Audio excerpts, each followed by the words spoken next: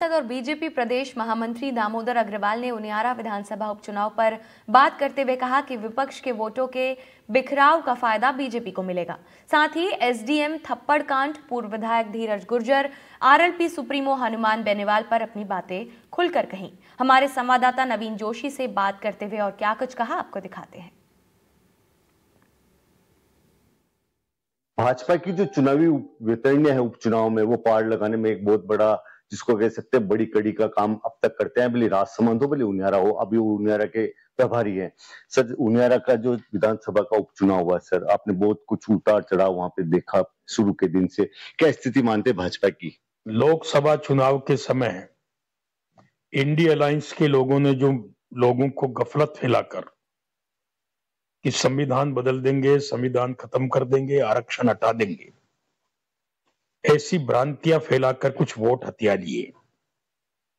अब आमजन अपने आप को ठगा हुआ महसूस कर रहा है, क्योंकि मोदी जी के नेतृत्व में संविधान के प्रति हम वचनबद्ध हैं। इसीलिए अब जितने भी चुनाव हो रहे हैं, आपने देखा होगा भी हरियाणा का चुनाव हुआ, सारा मीडिया और सारे सर्वे कांग्रेस की सरकार बता रहे थे, लेकिन वहां की जनता जनार्दन ने अपने विराट स्वरूप का प्रदर्शन किया और भाजपा का कमल प्रचंड बहुमत से खिल गया। सर, आप उनियारा के प्रभारी थे। उनियारा का जो एग्जिट पोल बता रहा है वो फाइट में बता रहा है, आप कैसे देखते हैं? क्योंकि आप काफी समय से संगठन में एक सेतु का काम करते हैं कार्यकर्ता के बीच में, ये पदाधिकारी, क्या लगता है स्थिति मोटी मोटी? राजस्थान में 7 उपचुनाव हुए, भाजपा के पास 1 सीट थी, 4 सीट कांग्रेस के पास थी, 2 सीट दूसरी पार्टियों के पास थी। मैं ये कह सकता हूं कि लगभग सभी सीटों पर भाजपा प्रचंड बहुमत से जीत रही है। देवली उनियारा की अगर हम बात करें, क्योंकि मैं वहां 1.5 महीने रहा हूं, देवली उनियारा में पिछले 17 चुनाव में हम 3 बार जीते हैं, 14 बार हारे हैं। लेकिन इस बार वहां के मतदाताओं का मिजाज एकदम भारतीय जनता पार्टी के पक्ष में दिखता था। अब तक पिछले चुनाव में हमारे वोटों का डिवीजन होता था, अब की बार कांग्रेस के वोटों में डिवीजन है और आम जन का रुझान मुझे स्पष्ट रूप से भाजपा के पक्ष में दिखा। घोषणाएं कुछ भी हो, देवली उनियारा बड़े अंतर से जीतेंगे। नरेश मीणा का जो स्टेप है, थप्पड़ मारने वाला स्टेप को, इसको आप कैसे देखते? 1.5 महीना आप उस इलाके में थे।